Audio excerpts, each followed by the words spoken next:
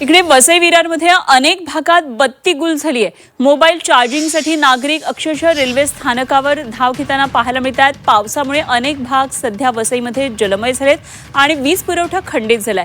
Virar railway स्थानक त्यामुळे आता चार्जिंग पॉइंट ठरलंय। वसई विरारमध्ये अनेक भागात वीज पुरवठा खंडित केलेला आहे। या ठिकाणी अनेक ठिकाणात पाणी साचल्याचं पाहायला मिळतंय। रस्त्यांवर पाणी आलेलं आहे, त्याचप्रमाणे रेल्वे ट्रॅक सुद्धा पाण्याखाली गेलेले आहेत आणि त्यामुळे अनेक भागातला वीज पुरवठा हा खंडित करावा लागलाय। त्यामुळे नागरिकांचे मोबाईल सुद्धा चार्ज नाहीयेत रेल्वे स्थानकांवर। त्यामुळे नागरिकांची आता रेल्वे स्थानकांवर त्यांनी गर्दी केली आहे आणि या ठिकाणी मोबाईल चार्ज केले जात आहेत। आणि याचा आढावा घेतलाय आमचे प्रतिनिधी प्रथमेश तावडे यांनी।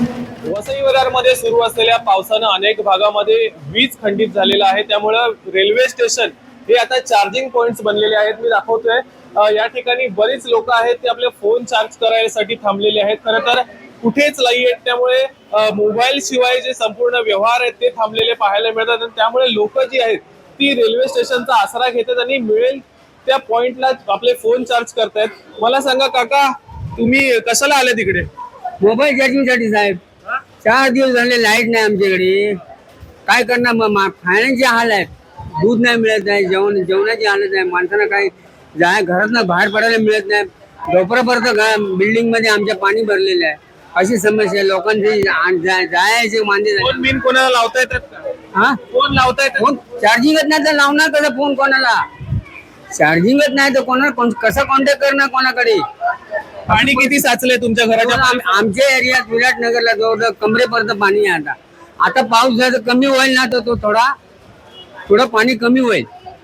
इतर काही महिला आहेत ते देखील आपल्या फोन चार्ज करतात। ताई, कशा नेटवर्क पण नाहीये ना, चार्जिंग पण नाही फोन मध्ये ना, नेटवर्क नाही आमच्याकडे आणि कमरेपर्यंत पाणी भरलंय।